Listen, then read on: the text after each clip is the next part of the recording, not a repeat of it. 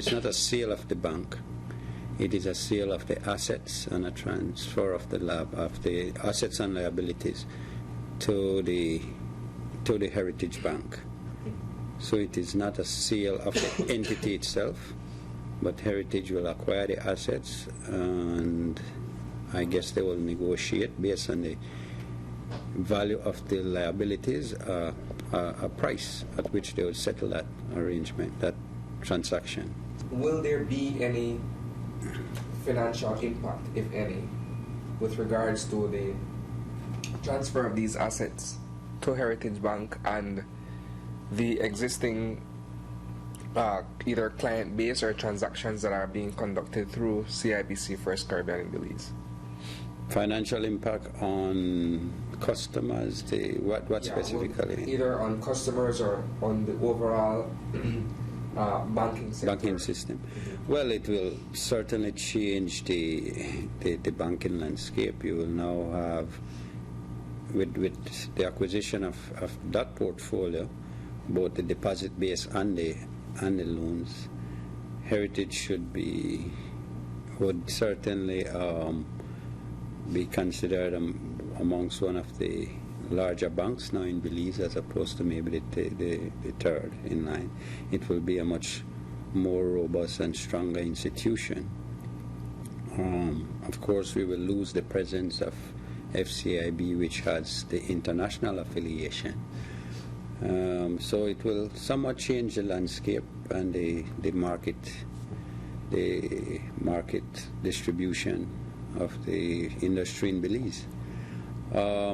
Hopefully, and from my understanding and discussion with both parties, it is expected that the transition will be seamless for the customers of First Caribbean. I would imagine that there are two IT departments will be working to make sure that when the transition is made, that it will not affect services to the farmer customers of FCIB. Is there any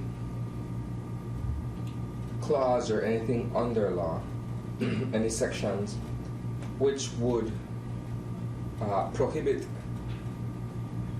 Heritage Bank in its acquisition of FCIB's assets in Belize from either terminating the services of the existing staff, or is there anything that says they are obligated to keep those people on? Not that I'm aware of in the Banking Act, because as I explained earlier, it is not an acquisition of the entity itself where you take on the employees and all the obligations.